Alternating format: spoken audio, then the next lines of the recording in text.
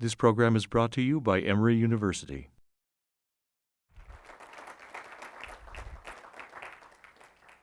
Thank you very much, and thank you all for coming this afternoon. I'm deeply honored to have been selected to give this lecture. Whenever I have the opportunity to speak about the topic that I have pursued over a 40-year research career, I reflect on how fortunate I was to spend all that time at Emory.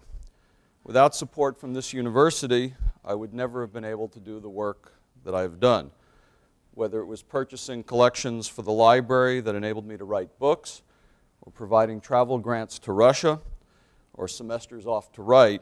Emory has been extraordinarily generous to me.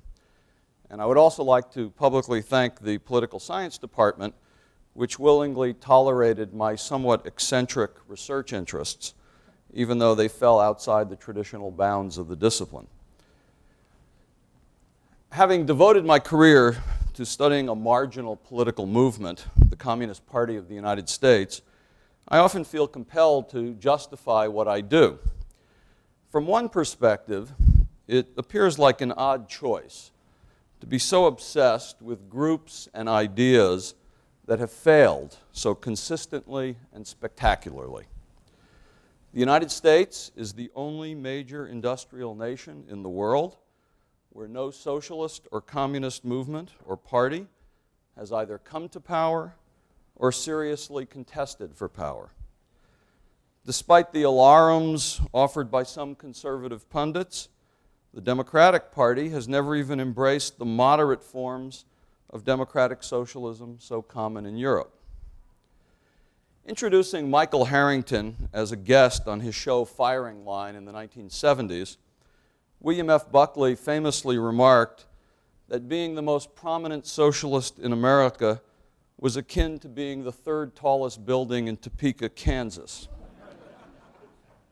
The Communist Party achieved some cultural and intellectual panache in the 1930s, but even at the height of its influence, it never enrolled more than about 90,000 members.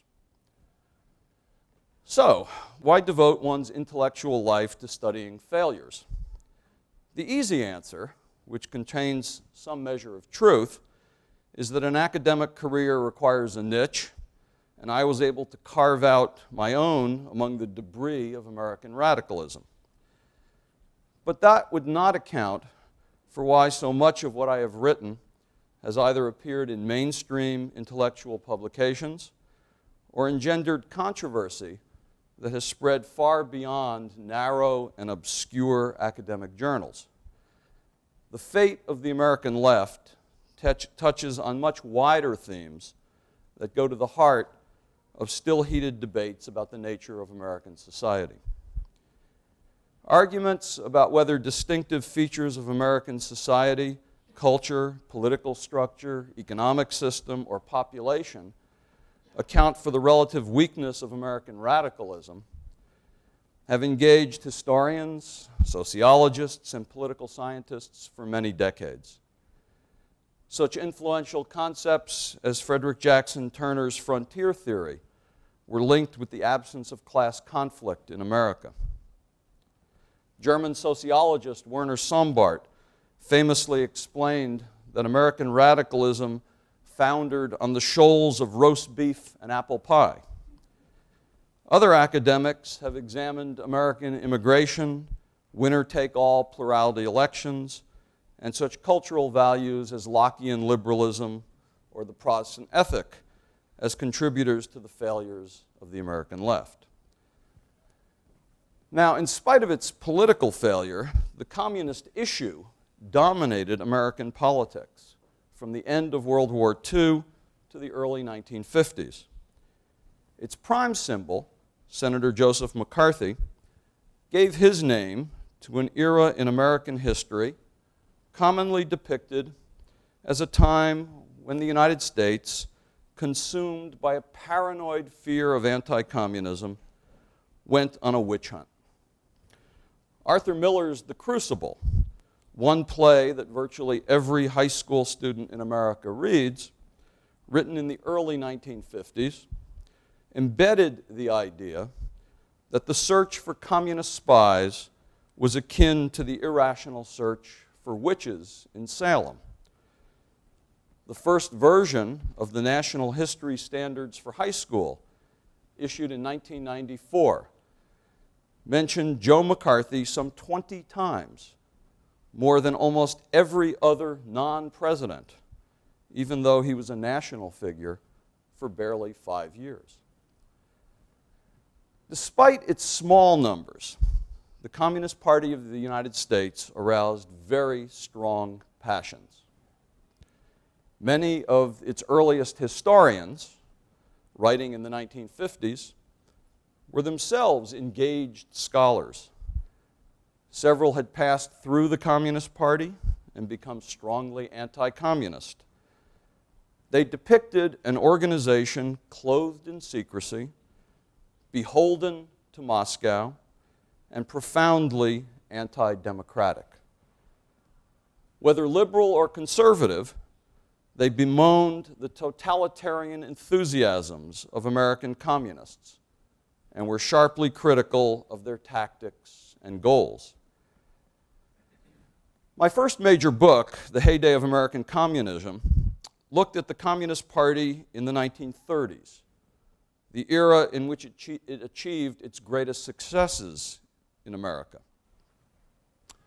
Despite acknowledging the party's accomplishments, I emphasized its self-inflicted wounds, based largely on its fealty to the Soviet Union, carefully documenting its frequent shifts in orientation in order to accommodate the changing position of the Soviet Union.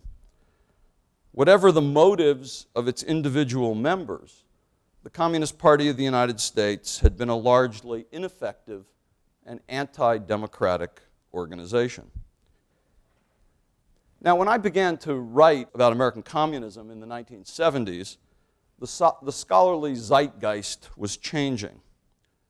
For one thing, what had been a trickle of research was about to become a torrent, fueled by a combination of new sources and newly interested and engaged scholars.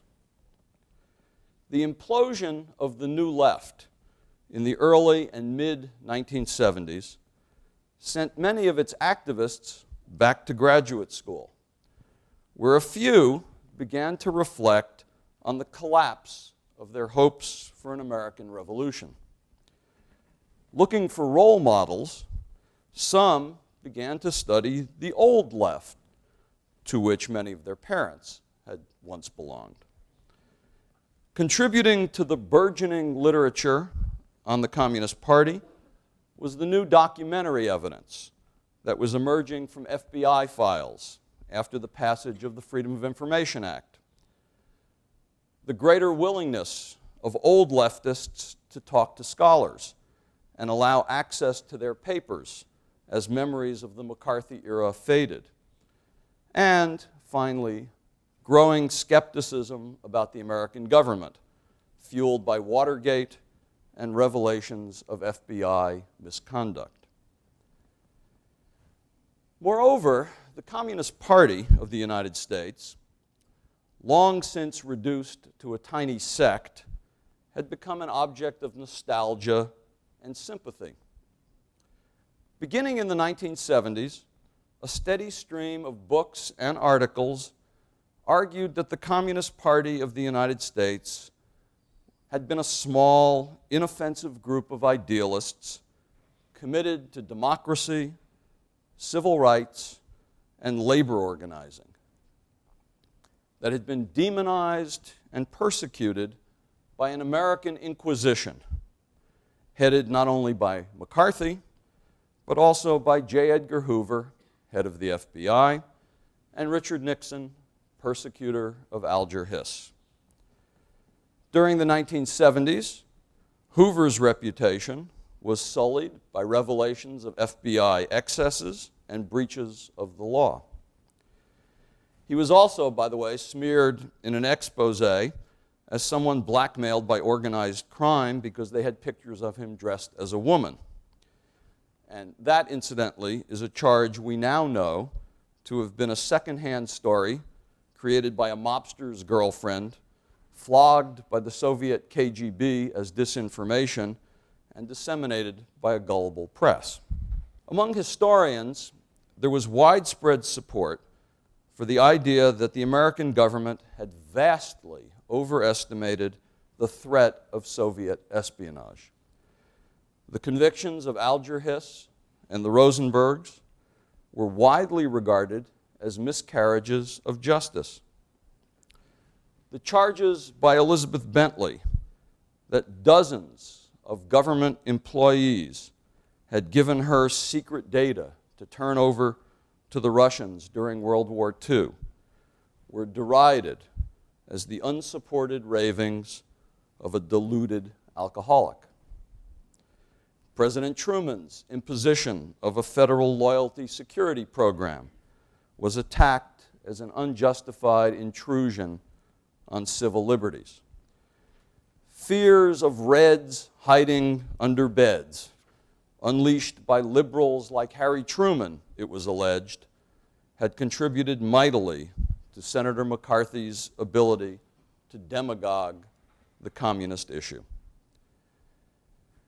Consumed by guilt for the blacklisting of communists and its lurid anti-communist movies, Hollywood did an about-face. Several documentaries hailed old communists as pioneers of civil rights, labor struggles, and the battle against fascism.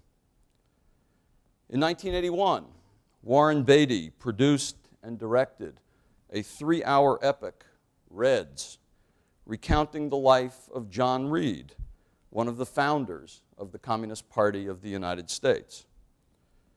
Ironically, one of its biggest fans was President Ronald Reagan. As a liberal Democrat, he had fought communists in Hollywood as president of the Screen Actors Guild in the 1940s. He had hardly changed his mind about communism. He really liked the love story in Reds. My book became the center of a heated debate, attacked for offering too hostile a view of the Communist Party.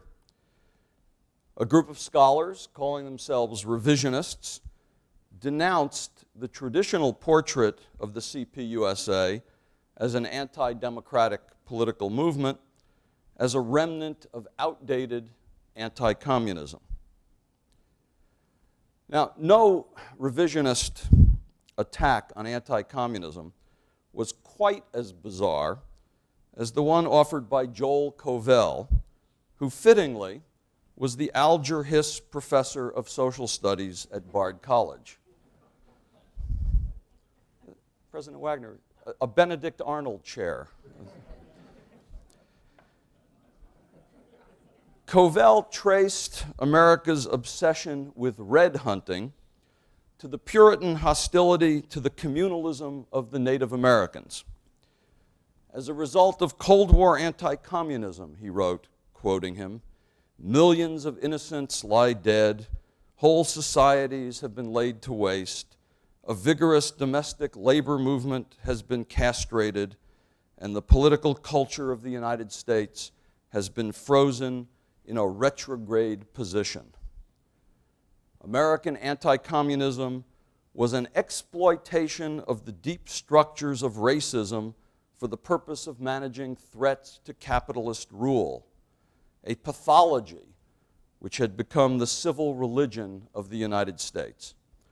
In fact, he concluded, anti-communism destroys time itself.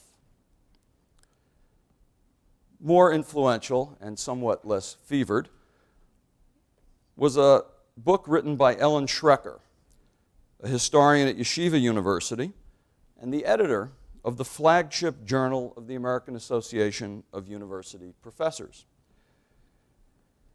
Published in 1998 to wide acclaim, Many Are the Crimes, McCarthyism in America, held anti-communism accountable for most of the ills of American society. Schrecker argued that anti-communism bore responsibility for weakening the labor movement, preventing national health insurance, all kinds of government inefficiency, and incompetent American diplomacy. Its malevolent influence had slowed the development of American feminism, driven talented musicians from major orchestras, and produced bad movies and dull television programming. In reaction to McCarthyism, she claimed, Hollywood had, quote, given us the good guy, bad guy polarization of the Westerns, the unthinking patriotism of the war movies, the global triumphalism of the Bible epics, and the constricted sexuality of the romantic comedies. Having ruined television and the movies, anti-communism had also driven painters from realism to modernism, retarded the natural sciences, crippled higher education, and of course, led to Richard Nixon's abuse of presidential powers. Many were the crimes indeed. No doubt aware how implausible it was to credit a single United States senator with so pervasive and pernicious an influence, Schrecker dramatically expanded the definition of McCarthyism. It no longer stood for the antics of one man or even his supporters and cheerleaders. McCarthyism, she agreed, was a loaded word and invariably pejorative. But she urged historians to use it to refer to everyone opposed to American communists. There were, she claimed, many McCarthyisms, including a liberal McCarthyism and a socialist McCarthyism. Avatars of McCarthyism included Harry Truman, the Liberal Americans for Democratic Action, the AFL, the CIO, Trotskyists, socialists, Roman Catholics, the Jewish New York intellectuals clustered around Partisan Review magazine, Hubert Humphrey, Sidney Hook, Norman Thomas, and Walter Reuther, to say nothing of J. Edgar Hoover, William F. Buckley, and the entire Republican Party. To accuse someone of McCarthyism, or to label a person a McCarthyite, is not to issue a compliment. I dare say that nobody in this room would want to be called a McCarthyite. The implication is that a person so named has made scurrilous and unwarranted accusations and is engaged in unethical and sleazy maneuvers. The equation of anti-communism with McCarthyism inevitably meant that it was only a matter of time before I found myself labeled a McCarthyite. Shortly after I had been honored by Emory University with an endowed chair, an internecine quarrel in the Department of Modern Languages led one professor to write a letter to all his colleagues, darkly warning that a mild criticism of Marxists by another professor in the department was stirring up dangerous waters at Emory, inasmuch as so notorious a red baiter as myself had been singled out recently for distinction. The kerfuffle quickly dissipated, but my alleged recruitment into the McCarthyite crusade was destined to reach a larger stage. Nothing changed the study of American communism more than the collapse of the Soviet Union and the opening of Russian archives. Increasingly bored by the sterile disputes over the Communist Party, I had, in the late 1980s, began work on another project, a biography of an American businessman who made a fortune doing deals in the Soviet Union in the 1970s. A trip to Moscow to do research took a sudden turn in 1991 when I arrived shortly after the failed coup against Mikhail Gorbachev.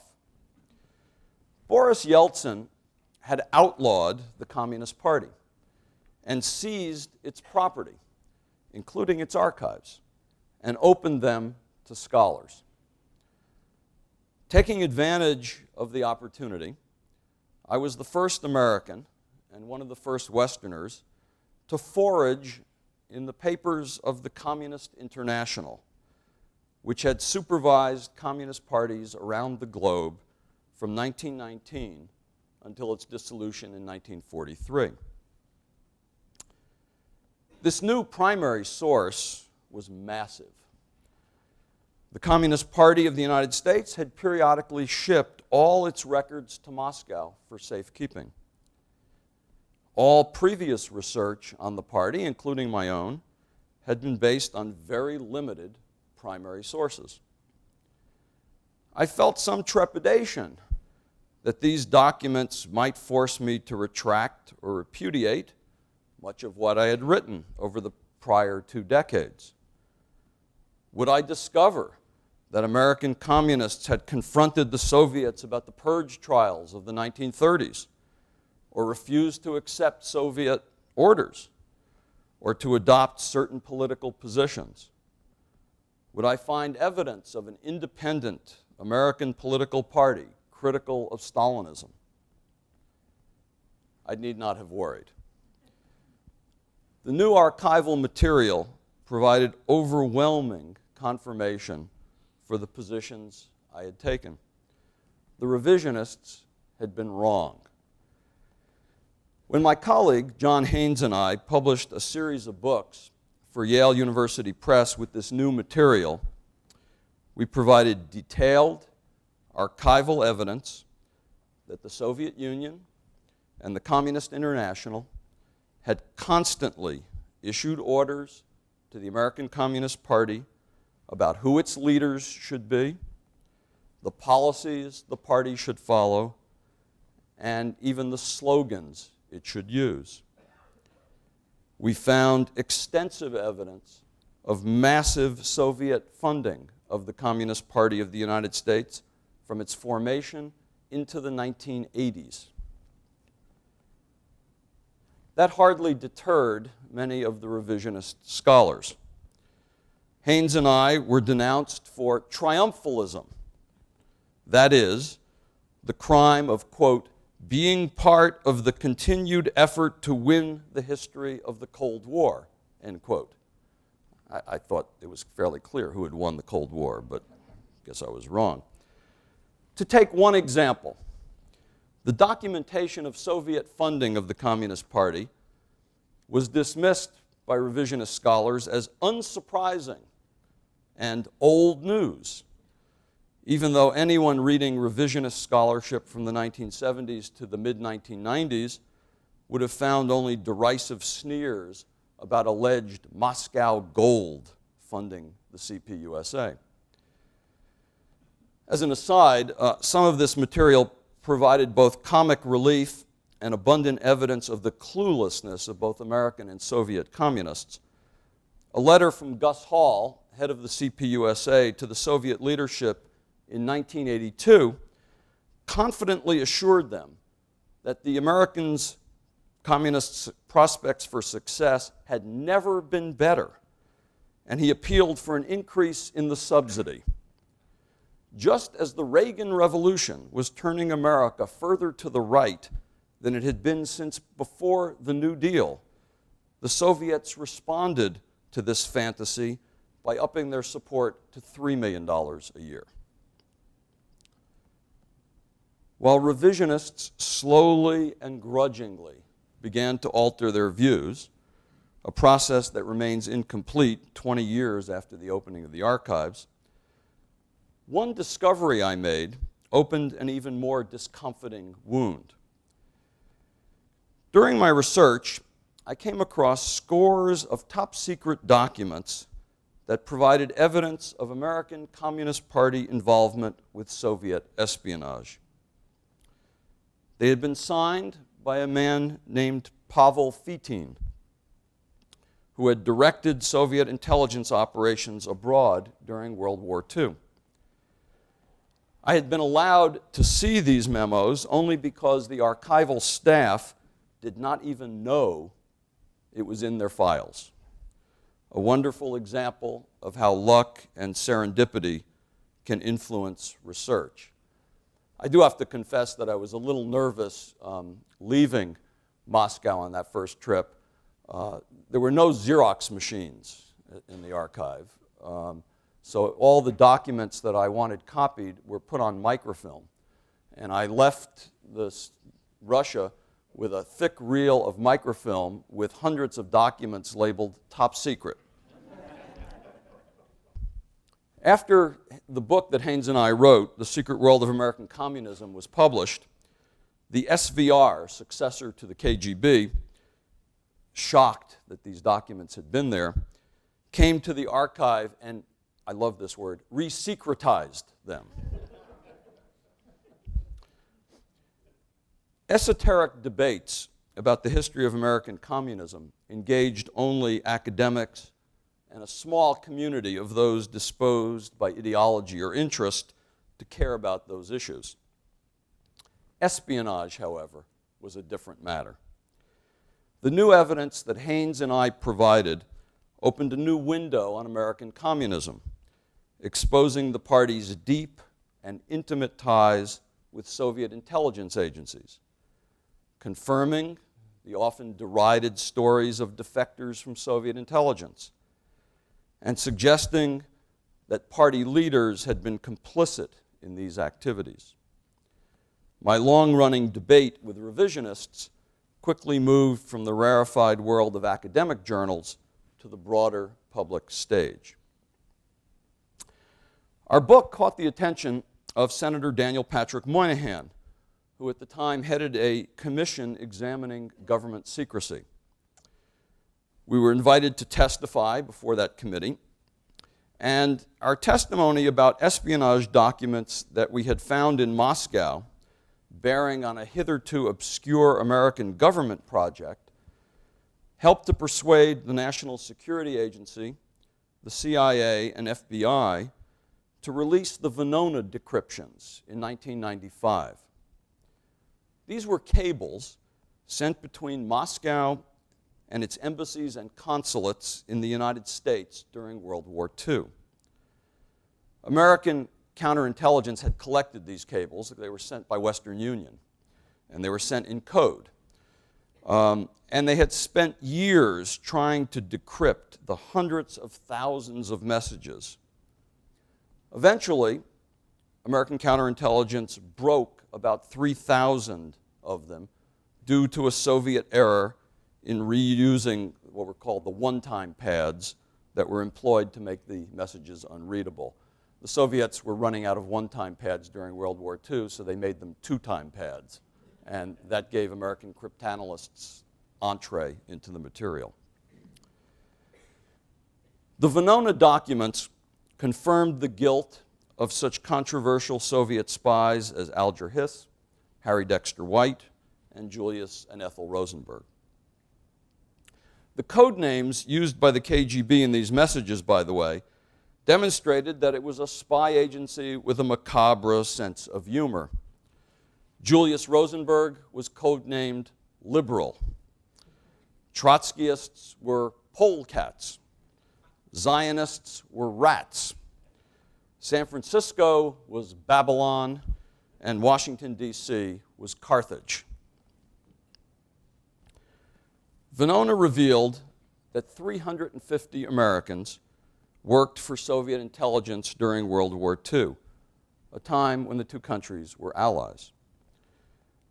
Virtually every one of the people accused of being a Soviet agent by Elizabeth Bentley and Whittaker Chambers, both of whom had been reviled and denounced for making false charges, not only by political partisans in the 1940s, but by historians ever since.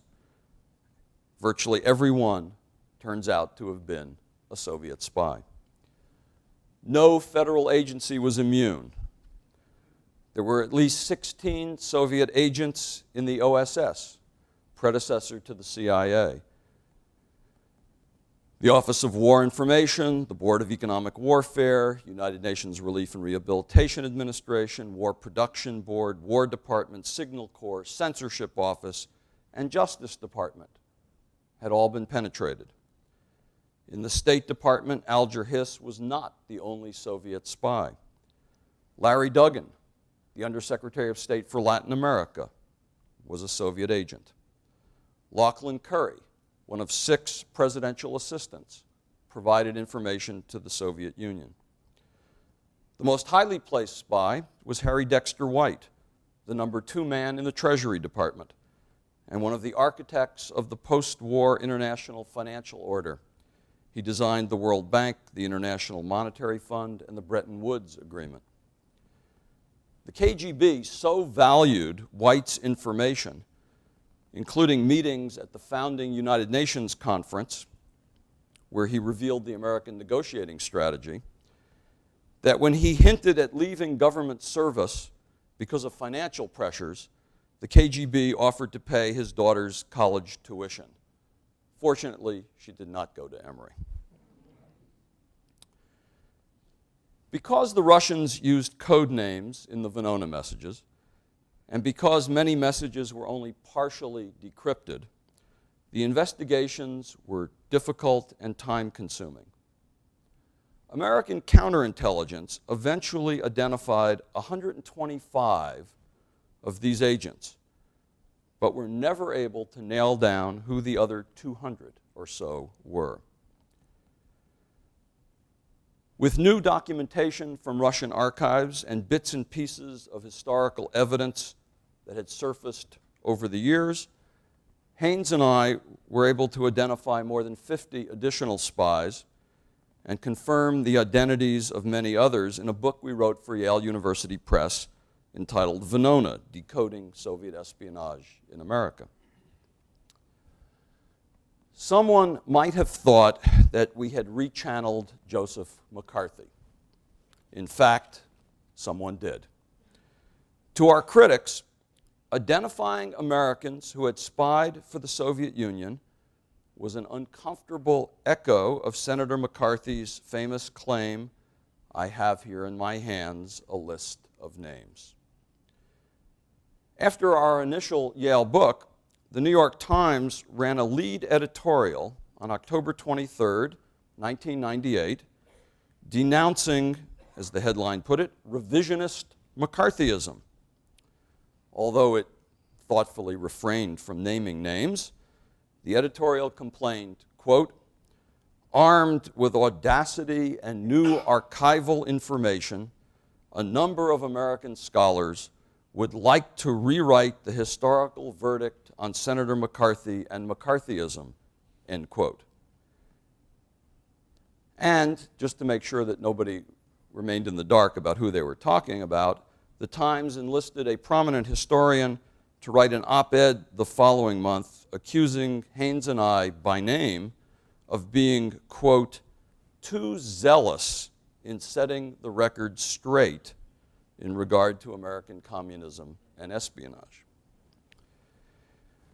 To our critics, our desire to uncover the names of Americans who had spied for the Soviet Union smelled of McCarthyism. We had noted that while the vast majority of Americans who had joined the Communist Party had not been spies, the vast majority of spies had been communists. The KGB's code name for members of the CPUSA was fellow countrymen. The leadership of the Communist Party was not only aware of Soviet espionage, but actively facilitated it, recruiting some party members as spies, providing safe houses and couriers, and vetting names to weed out potential recruits considered unreliable. The critics insisted the evidence was too thin or too inconclusive to warrant our accusations. Like McCarthy, we were making charges based on incomplete or inconclusive evidence.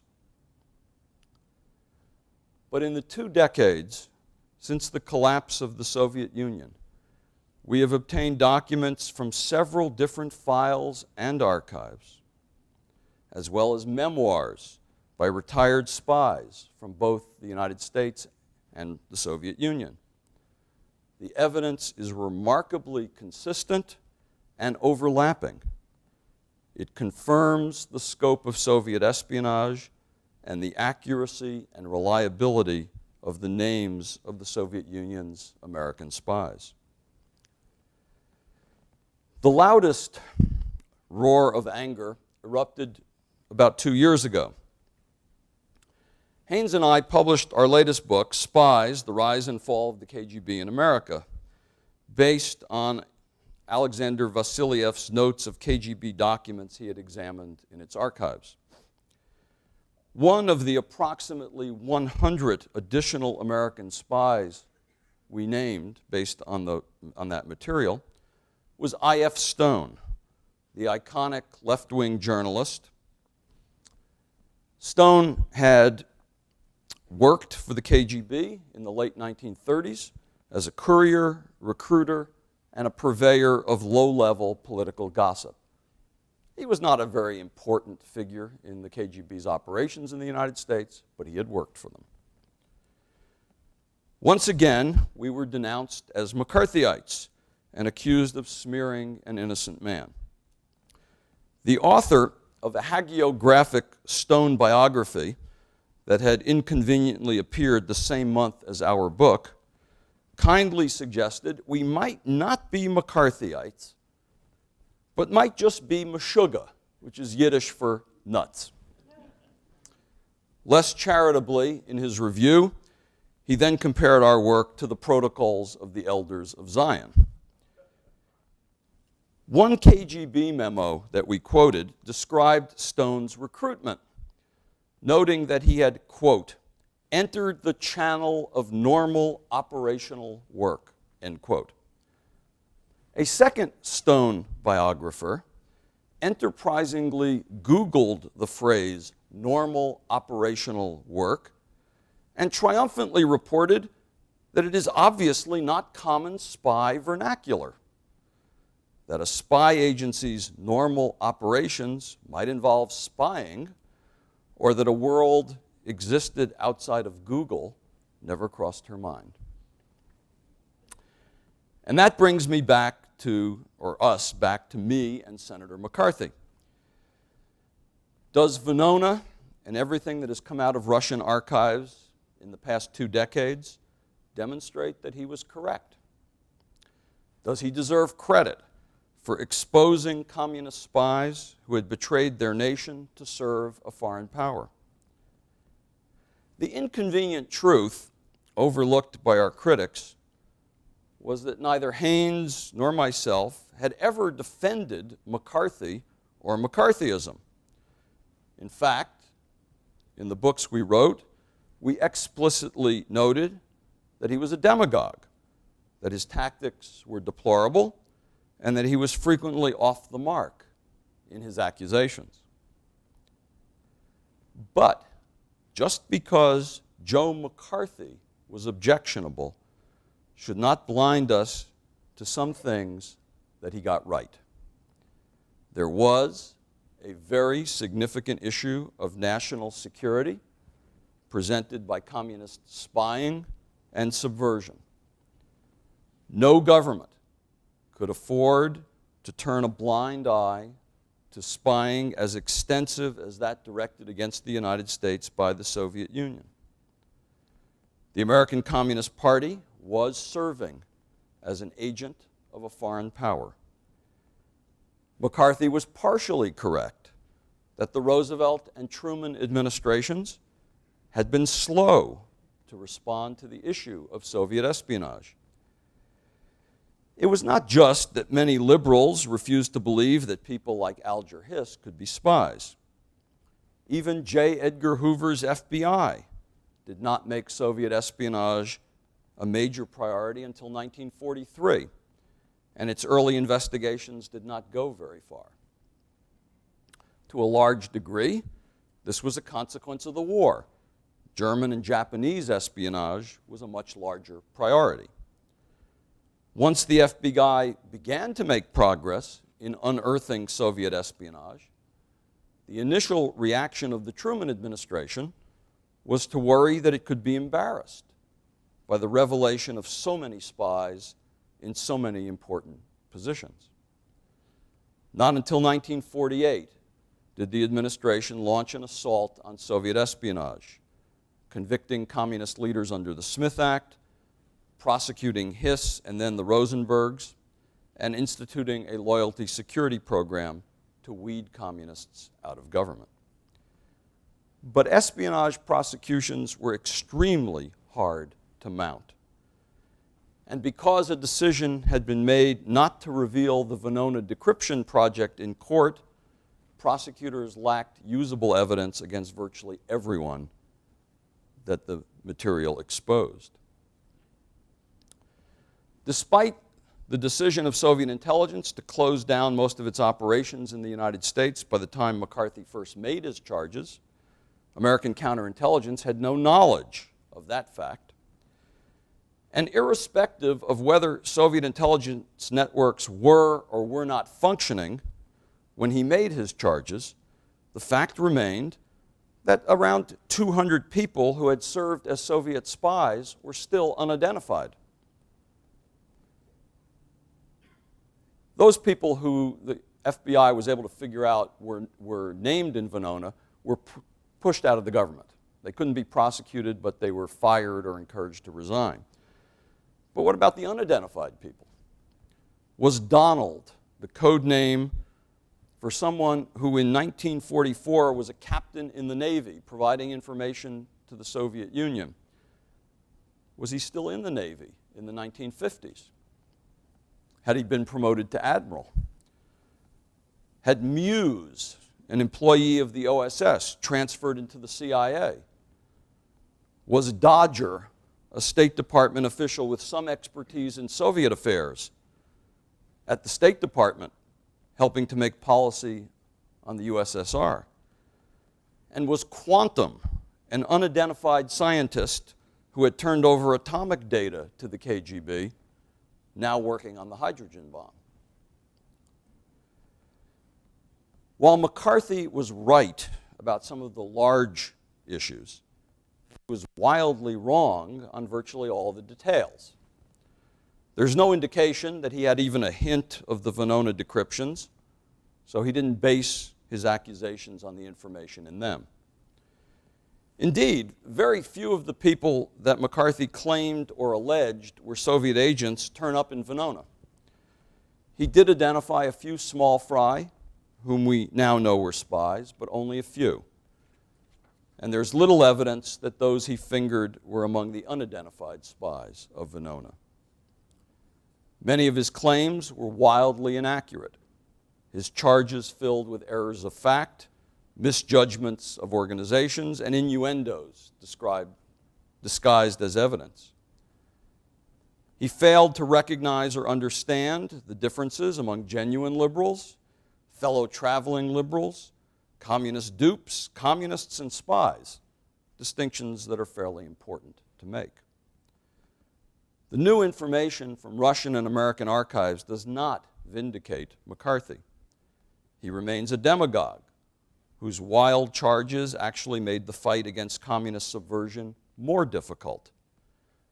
Because his facts were so often wrong, real spies were able to hide behind the cover of being one of his victims and even persuade well-meaning but naive people that the whole anti-communist cause was based on inaccuracies and hysteria.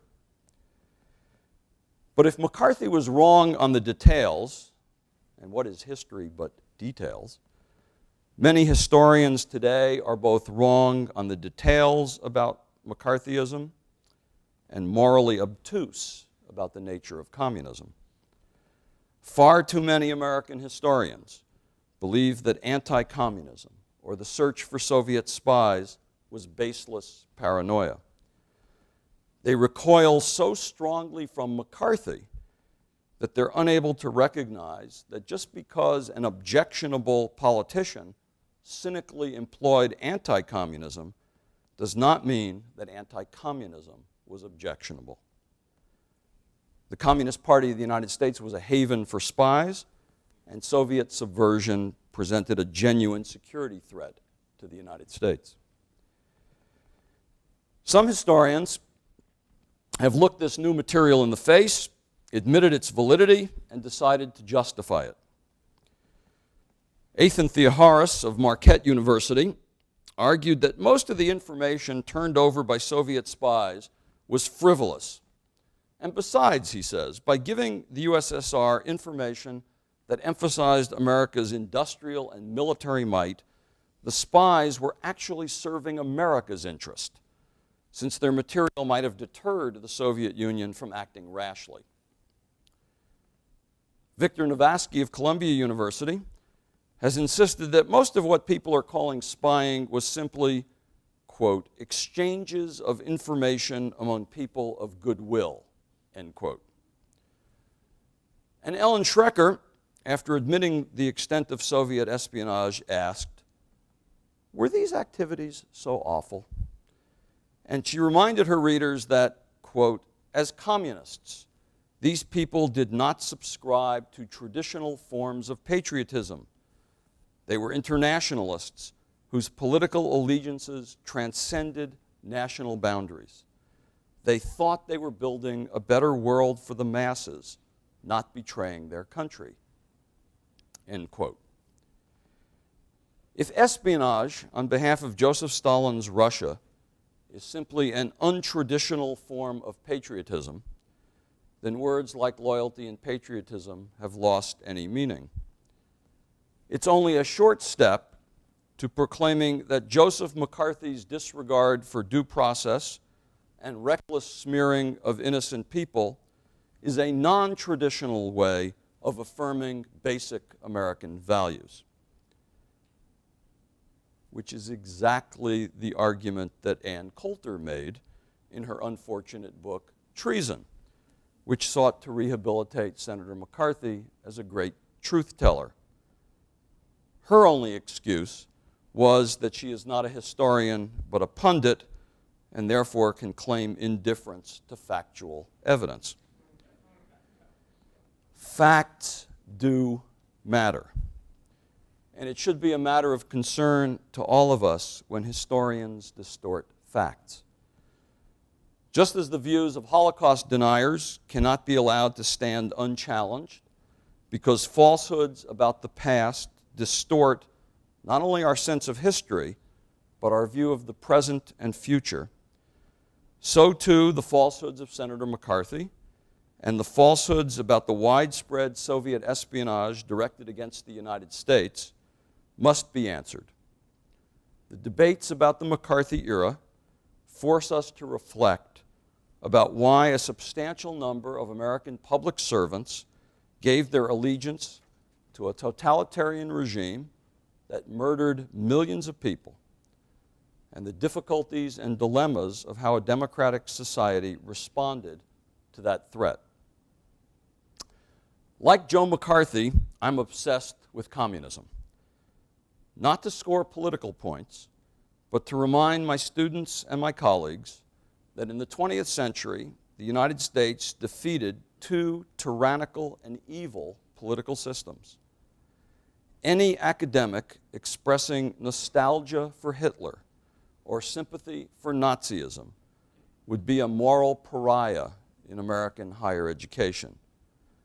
It is long past the time when the same standard was applied to defenders of communism. That is not McCarthyism, but fidelity to democratic and humane values. Thank you very much.